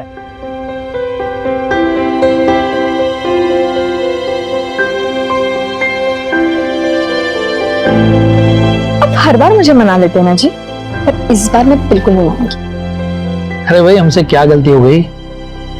शादी, आपने मुझे कहा था कि आप मुझसे शादी करोगे। तो मैंने मना कब किया? तुम्हारे दोनों बच्चों को भी अपने साथ ले आया, उन्हें अपनी औलाद माना, तुम्हें बेगम का दर्जा दिया, और अब भी तुम्हें लगता है तो चलो कल चलकर रजिस्ट्री करवा लेते हैं। नहीं, मुझे निकाह करना है, सहरा बांध के, काजी के सामने, पूरी बिरादरी के सामने, और वो भी अपने गांव में। ठीक है, चलो कल ही चलते हैं तुम्हारे गांव, तुम्हारे अम्मी अब्बू से बात कर लेते हैं। बच्चे, उनका क्या होगा? अम्मी, हमारा क्या होना है, मैं संभाल लूंगी सब। इतनी अच्छी खबर है, आप दोनों बेफिक्र होकर जाइए। पर रफीक का क्या? वो बेचारा तो। अम्मी, रफीक भाई भोले हैं, वो मेरी सारी बातें तो मानते हैं, मैं उनको संभाल लूंगी। आप दोनों बात कर आइए, फिर हम सब साथ चलेंगे आप दोनों का निकाह करवाने।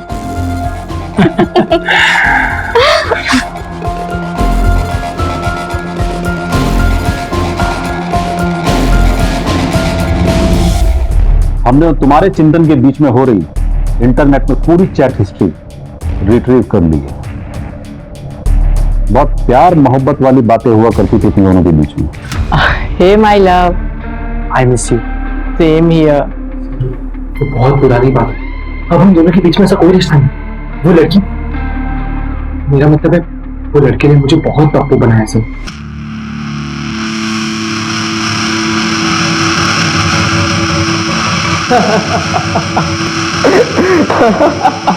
तो बदला लेने के लिए तुमने उसका मर्डर करवा दिया? अरे नहीं सर, ये आप क्या बात करें? मैंने उसे नहीं मारा, बल्कि मारा तो उसने मेरे जज्बात और भावनाओं को।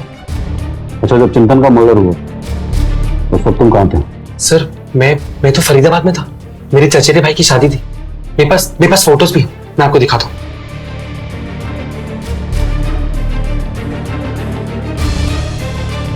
ठीक है, फिलहाल अभी तुम जा सकते हो, लेकिन हमसे बिना परमिशन लिए शहर से बाहर मत जाना। जी सर, थैंक यू। इस पर नजर रखो। हाँ सर, मैं और मोहम्मद साडू भाई मतलब थे, मेरी बीवी रूबिया, मोहम्मद भाईजान की बेगम सलमा आपा की चचेरी बहन। और सर, लॉकडाउन के चलते हम उनकी मिट्टी में भी नहीं जा पाए। रूबिया कहाँ है? सर, वो अपने अम्मी अबू से मिलने गांव गई थी,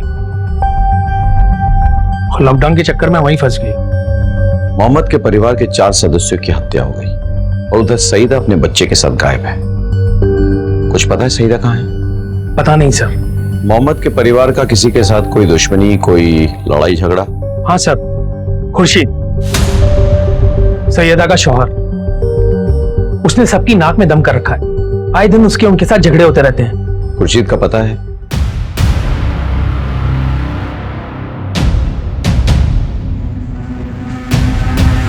सर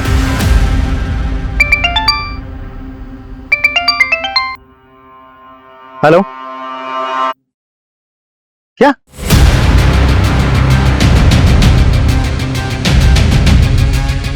सर, जितनी जल्दी हो सके आप फैक्ट्री के कुएं वाले लोकेशन पर पहुंच जाइए।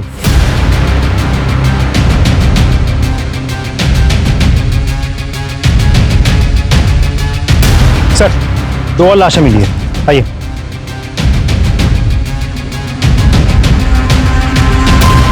ये देखिए सर, चंदू और सुरेश। इसी कुएं से मोहम्मद और उसके पूरे परिवार की लाशें मिली थी। उनका बेरहमी से कत्ल किया गया था और आज ये 2 लाशें। ये कोई कोइंसिडेंस नहीं है, हो ना हो इनका भी मर्डर हुआ है। लेकिन इतने सारे लोगों को कौन और क्यों मार रहा है? एक काम करो, बॉडीज का पंचनामा करके पोस्टमार्टम के लिए भेजो और आसपास पता करो। सर, यहाँ पर जो हादसे हो रहे हैं उसके बारे में कुछ जानते हो? नहीं सर, मुझे तो कुछ नहीं पता। मोहम्मद के परिवार के बारे में कुछ और जानते हो? सर, मोहम्मद की बेटी सईदा और शकील में कोई चक्कर है सर,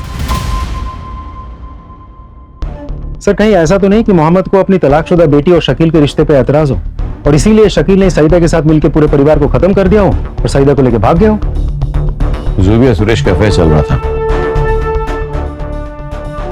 पहले जूबी का मर्डर होता फिर सुरेश का। सईदा जो है जूबी की बड़ी बहन थी। कहीं ना कहीं इस वारदात का सईदा के वारदात से आपसी संबंध तो है। इन मसलों का तार जो है ना वो कहीं सईदा और शकील से जाके जोड़ रहे हैं। सईदा के फोन को ट्रैकिंग पे डाला था। क्या रिपोर्ट है? सर, उसने अभी तक अपना फोन ऑन ही नहीं किया। तो शकील का फोन ट्रैक करो, हो सकता है दोनों एक साथ छुपे हुए। हाँ, और साथ ही साथ मुझे मोहम्मद, सलमा, सुलेमान और जूबी के कॉल रिकॉर्ड्स भी चाहिए। हाँ, इनका डेटा मिलना बहुत जरूरी है। फॉलो सर, संजीव का बैंक अकाउंट और उसकी कॉल डिटेल चेक कर ली गई है सर। सब क्लियर है सर। मतलब हमारे पास कोई डिटेल नहीं? No sir. ठीक है, तो एक काम करते हैं, इन देसी कट्टों के जरिए कातिलों तक पहुंचने की कोशिश करते हैं। पता करो पिछले दिनों 1 2 नहीं बल्कि 3 कट्टे किसने और कहां से खरीदे। अपने खबरियों को काम पे लगा दो। मुझे नहीं लगता हमारे भोपाल में कट्टे बेचने वाले ज्यादा हैं। एक तरफ इंदौर पुलिस सईदा और शकील का अभी कुछ पता नहीं लगा पाई थी, दूसरी तरफ भोपाल पुलिस को भी संजीव के बैंक अकाउंट डिटेल्स और कॉल रिकॉर्ड से कुछ हासिल नहीं हुआ था। वैसे तो ये दोनों केसेस अलग नजर आ रहे थे, लेकिन पुलिस के हाथ कुछ ऐसी हैरतअंगेज बातें आने वाली थी जिससे इस केस की इन्वेस्टिगेशन की पूरी दिशा ही बदल जाने वाली थी। अगर सईदा और शकील को भागना होता तो क्या घर के जरूरी सामान छोड़ के जाते वो लोग? ये देखो, बच्चों के कपड़े, दूध का डिब्बा, दूध का बोतल, कुछ भी तो लेके नहीं गए। लॉकडाउन चरम सीमा पर थी, ऐसे में ये जरूरी सामान कोई छोड़ के नहीं जाता है। सर, कहीं ऐसा तो नहीं कि कोई पूरे परिवार को मार के उन्हें उठा ले गया हो? सईदा का पति, ऐसा मुमकिन है। वो सईदा को वापस चाहता था और शकील से बदला लेना चाहता था, तो हो सकता है कि कहीं बंद करके उसे टॉर्चर कर रहा। सर, ये ट्रंक है जो हमें मोहम्मद के घर से बरामद हुआ था सर। इसकी जब तलाशी ली गई सर तो इसमें से ये 2 लाख रुपए मिले। 2 लाख रुपए? Yes sir. कहीं ये तो वजह नहीं है मर्डर की? पता करो कि ये सुलेमान करता क्या था, उसके पास ये 2 लाख रुपए आए कैसे? अवैध चरस और गांजे की स्मगलिंग करता है। लॉकडाउन के चलते अच्छा भाव भी मिल रहा था, काफी पैसे भी उसने कमा लिए। किसके लिए काम करता था? साहब, वो जोसेफ का पंटर बन चुका था। जोसेफ का पंटर? क्या जोसेफ को दिया?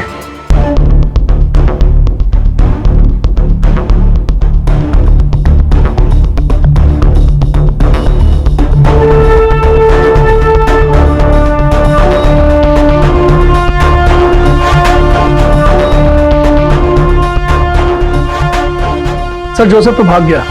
इंदौर हत्याकांड की गुत्थी पुलिस के लिए उलझती ही जा रही थी। जितनी नई जानकारियां मिलती उतने ही नए पेच फंस जाते। हर तरफ संदिग्ध गुनहगार नजर आ रहे थे, लेकिन कोई भी पुख्ता सबूत हाथ नहीं लग रहा था। सुलेमान जिस जोसेफ के लिए अवैध धंधा करता था वो भी फरार था। पर इस बीच पुलिस के हाथ एक ऐसी जानकारी लगी जिसने इस केस को और उलझा दिया।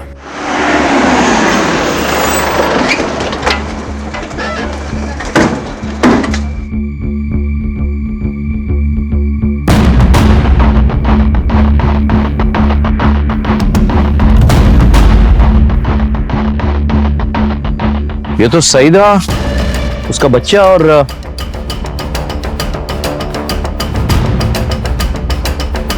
शकील। सर इन सबको मिला के मरने वालों की संख्या 2-3 नहीं, पूरे के पूरे 9 हो गए।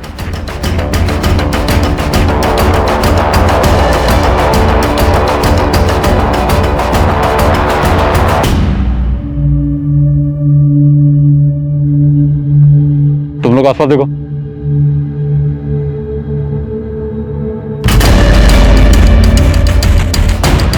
तेरे लाश तो बहुत सड़ चुकी है। काफी पुरानी लाश है। चेहरे को जानबूझकर कुचल दिया गया ताकि इसकी शिनाख्त ना हो सके। बॉडी का पंचनामा करके पोस्टमार्टम के लिए भिजवा दो। Okay sir.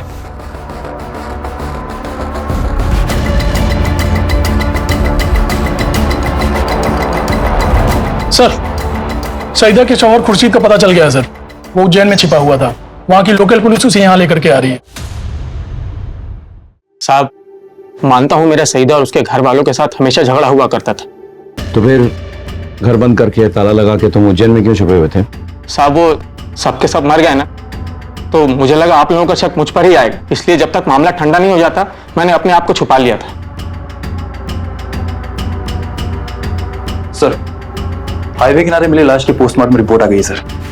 उसकी हत्या गला काट कर की गई है सर, और ऐसा लगता है कि सर उसके गले के जो बर्थ मार्क है उनको मिटाने की कोशिश की गई है सर। ये देखिए sir. Body Indore Bhopal highway पे मिली है। एक काम करो, इसकी फोटो इंदौर के रास्ते में पड़ने वाले सभी पुलिस स्टेशन में भेजो और पता करो क्या वो इसकी शिनाख्त कर सकता है। Okay sir. सर भोपाल के एक पुलिस स्टेशन से सर ये फोटो आई है। इंदौर भोपाल हाईवे पर एक सड़ी हुई लाश मिली। हेलो, गुड, आखिरकार जोसेफ मिल ही गया। ले आओ उसे। मत मारो साहब, मत बता दो साहब, बता दो साहब, बता दो साहब, बता दो साहब। सुलेमान अपने फंडर था। शुरू में उसने अपन का भरोसा जीता, अच्छा काम कर रहा था साहब। बाद में उसने बड़ा हाथ मारा, बड़ा माल उठाया और उसको बेच के सारा माल लेके फरार हो गया साहब। अपन उसको ढूंढते हुए उसके फैक्ट्री वाले घर में पहुंचा, वहां भी कोई नहीं मिला साहब। बाद में पता चला कि वहां के कुएं में सबकी लाशें मिली साहब। अपन घबरा गया और अपन भाग गया साहब वहां से।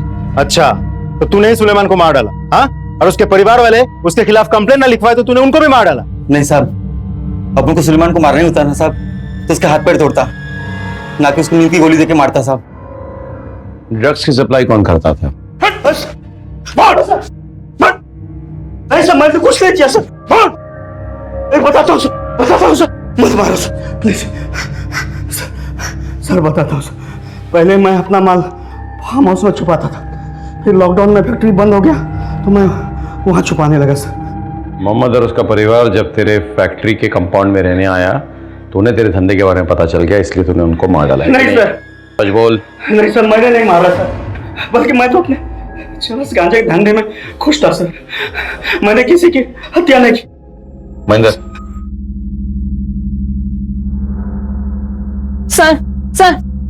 सर मैं अजय सिंगर की वाइफ हूँ। आपने उन्हें क्यों अरेस्ट किया है सर? इनकी इन्वेस्टिगेशन चल रही है। सर आप शरीफ लोगों को परेशान कर रहे हैं। मैडम, लगता है आप अपने हस्बैंड को जानती ही नहीं। ड्रग्स का धंधा करता है आपका हस्बैंड, खुद अपने मुंह से कबूला है। नहीं सर, आपको गलत फहमी हुई होगी, वो ऐसा नहीं कर सकते सर। प्लीज उन्हें छोड़ दीजिए सर, प्लीज। सॉरी, मामला इतना संगीन है कि उन्हें तो बेल भी नहीं मिलेगी, इसलिए आप बेकार की कोशिश ना करें। सर मैडम प्लीज आइए, आप आइए।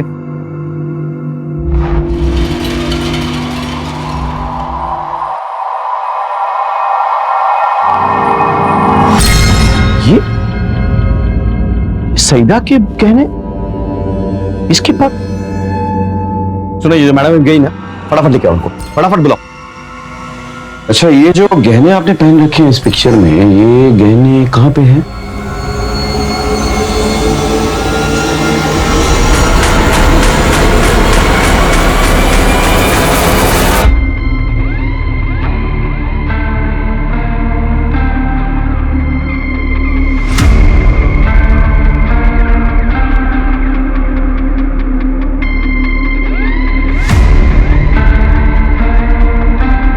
ये क्या कर रहे हो?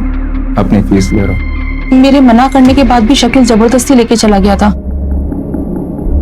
ये किस्सा किस दिन हुआ? 3 दिन पहले।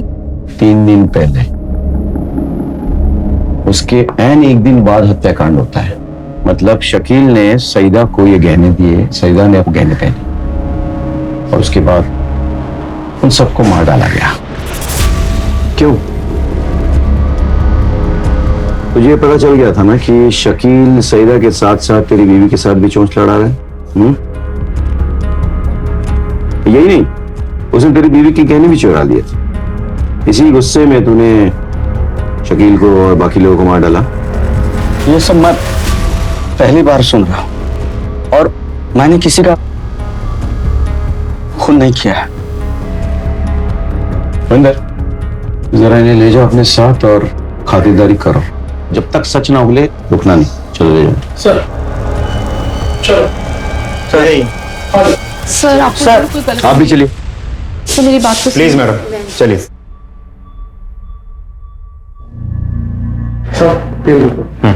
जाओ। सर सईदा, शकील और उसके बच्चे का भी पोस्टमार्टम रिपोर्ट आ गई है। सईदा और शकील दोनों को बहुत ज्यादा मात्रा में नींद की गोलियां दी गई थी। देखो सईदा और शकील की बॉडी जहां मिली है वो फैक्ट्री से ज्यादा दूर नहीं थी। जी सर। और सिर्फ बच्चे की बॉडी में नींद की गोली का कोई ट्रेस नहीं मिला। बच्चे को गला घोट के मारा गया। बच्चा नींद में नहीं था। गला दबाते वक्त बच्चे ने अपने हाथ में जो भी आया उसे पकड़ लिया। उसके हाथ में एक बटन आ गया। अब हमें पता यह लगाना है कि यह बटन किस शर्ट का है। समझ रहे हो? पिछले 6 महीने में इस तरह का शर्ट किसने खरीदा है। हो सकता है सस्पेक्ट ने यह शर्ट फेंक दिया। हमें छानबीन करनी होगी, पूछना होगा बार बार ऑफिस आस पड़ोस कि किसने इस तरह के बटन पहने शर्ट में सस्पेक्ट को देखा है। सब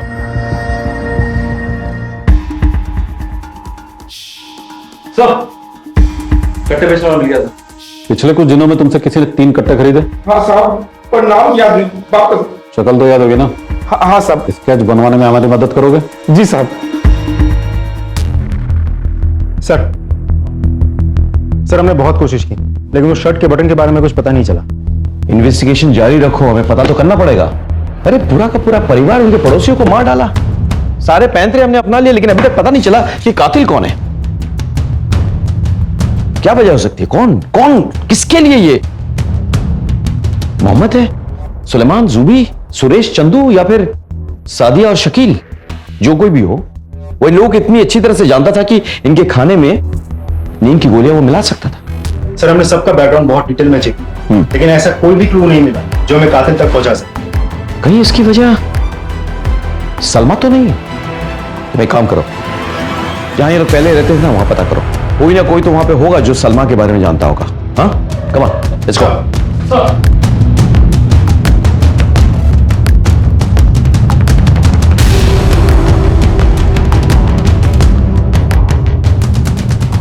सर सलमा भाभी बहुत नेक औरत थी और सबकी मदद भी करती थी। और हाँ सर, सलमा पिछले 1 महीने से बार बार अपने मायके फोन किया करती थी और घंटों बातें किया करती थी। सर वैसे तो सब ठीक था पर उनके व्यवहार में काफी बदलाव आ गया था।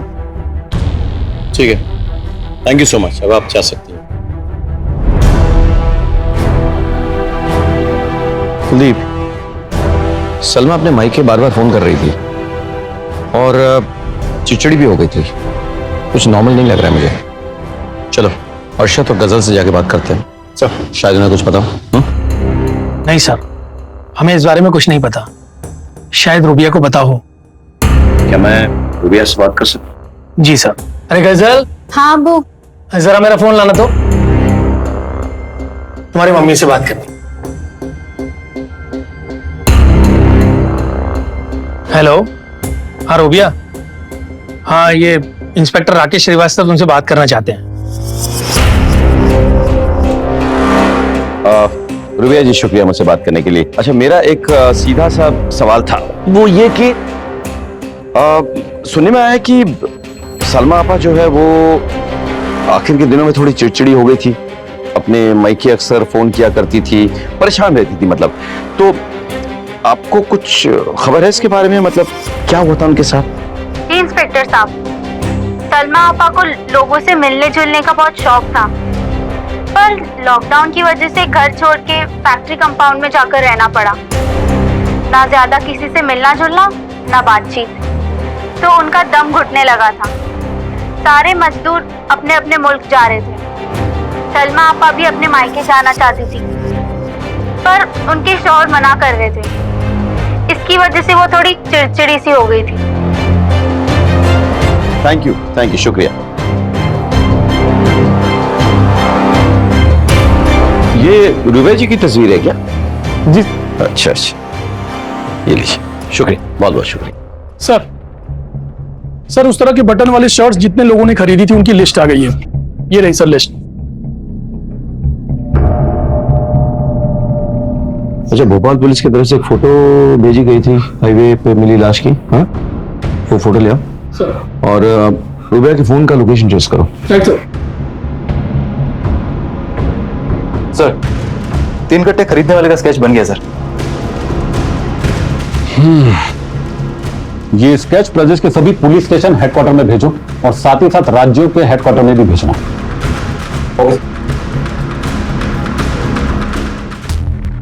सर, रुबैया की फोन की लोकेशन आ गई। फिलहाल वो घर पे ही है। अच्छा, लेकिन 23 तारीख को उसका फोन इंदौर से भोपाल की तरफ गया, फिर घर वापस आ गया।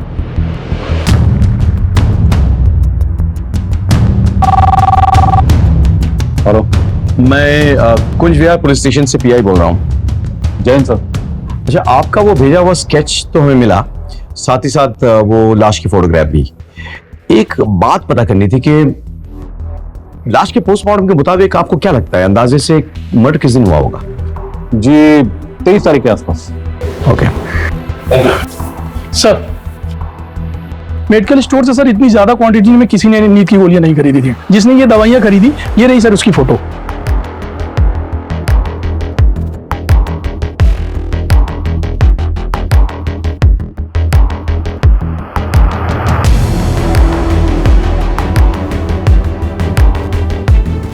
बिना टाइम वेस्ट किए, बिना मार खाए सच बता दे, रुबैया को कैसे और क्यों मारा?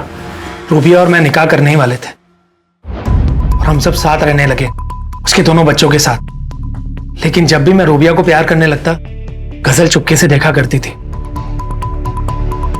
पहले तो मैं बहुत हैरान था, गुस्सा भी आया, लेकिन फिर मैं समझ गया। रूबिया को मैंने इस बारे में कुछ नहीं बताया और फिर मैंने गजल को उकसाना शुरू किया और वो मेरी तरफ खिंची चली आई।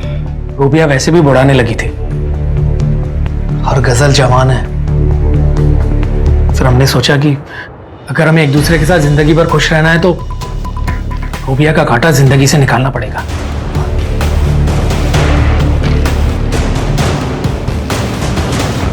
और वो मुझे ब्लैकमेल करने लगा। फिर उससे पीछे छुड़वाने के लिए उसके कहने पर मुझे चिंतन को मारना पड़ा। उसे कैसे मारा? उसके लिए मैंने 3 देसी कट्टे खरीदे कि जिससे कोई प्रॉब्लम ना हो। फिर मैंने सारी गोलियां चिंतन के सीने में उतार दी। और बाकियों को कैसे मारा? सर उन सबको मैंने नहीं मारा सर। बताओ कैसे मारा? सर सच बोल रहा हूँ। सर सच बोल रहा हूँ। सर गजल मैडम, आप बताने का कष्ट करेंगी कि आपने 4-5 मेडिकल स्टोर से भाई का प्रिस्क्रिप्शन दिखाकर नींद की गोलियां क्यों ली? वो सलमा खाला और मोहम्मद खालू बार बार अम्मी के बारे में पूछ रहे थे। वो लोग पीछे ही पड़ गए। रूबिया कहाँ है, रूबिया कहाँ है? नहीं तो हम पुलिस के पास चले जाएंगे। उनसे पीछा छुड़ाने के लिए उन दोनों को मारना पड़ा। और फिर सईदा के बच्चे के बर्थडे के बहाने मैं उसके घर गया। मारना तो मैं मोहम्मद और सलमा को चाहता था, लेकिन सब लोग वहीं पे थे तो उनको पता चल ही जाता, इसलिए मुझे सबको मारना पड़ा। मैं पूरी कोशिश करूंगा तुम दोनों को सख्त से सख्त सजा मिले। कामा तुराणम न भयम न लज्जा।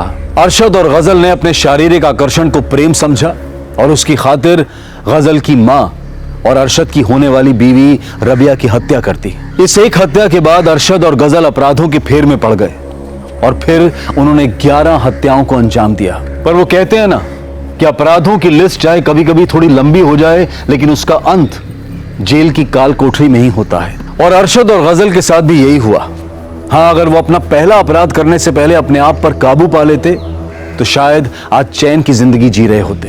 और अगर सईदा का परिवार भी थोड़ा सतर्क रहता तो उन सबको भी जान से हाथ नहीं धोना पड़ता। आप सबको सोनी टीवी और क्राइम पेट्रोल की पूरी टीम की तरफ से दीपावली की ढेर सारी शुभकामनाएं। अब मैं अनूप सोनी आपसे विदा लेता हूं, फिर मुलाकात होगी क्राइम पेट्रोल सतर्क में एक और नए केस के साथ। तब तक अपना और अपने परिवार का ख्याल रखें, सतर्क रहें, सुरक्षित रहें और देखते रहें क्राइम पेट्रोल सतर्क। जय हिंद। इस तरह के और भी एपिसोड देखने के लिए हमारे चैनल को सब्सक्राइब करें और बेल आइकन दबाना ना भूलें।